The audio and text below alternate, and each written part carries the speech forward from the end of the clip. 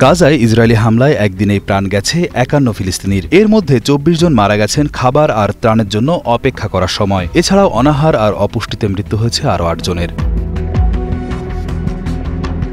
গাজার শহর জুড়ে ইসরায়েলি ট্যাঙ্ক ও বিমান হামলা চালিয়ে ১,০০০-এরও বেশি ভবন ধ্বংসস্তূপে পরিণত করেছে, যার নিচে এখনও শত শত মানুষ জীবন্ত চাপা পড়ে আছে বলে জানিয়েছে ফিলিস্তিনি সিভিল ডিফেন্স বাহিনী।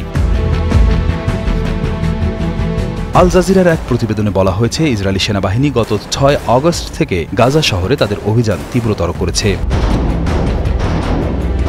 তাদের ট্যাঙ্ক বাহিনী গাজার সাবরা এলাকায় প্রবেশ করায় প্রায় ১০ লাখ বেসামরিক মানুষকে জীবন বাঁচাতে দক্ষিণ দিকে সরে যেতে বাধ্য করা হয়েছে।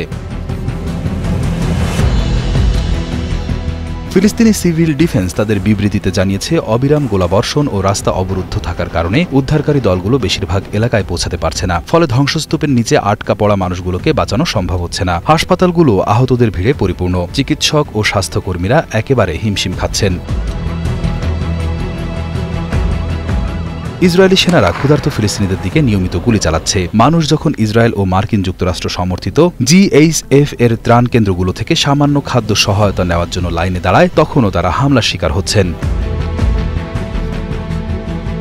গাজার স্বাস্থ্য মন্ত্রণালয়ের তথ্য অনুযায়ী অনাহার ও অপুষ্টিতে এখন পর্যন্ত ২৮৯ জনের মৃত্যু হয়েছে, যার মধ্যে ১১৫ জনই শিশু। অর্থাৎ অপুষ্টিতে মারা যাওয়া প্রতি ৩ জনের মধ্যে ১ জনের বেশি হচ্ছে শিশু।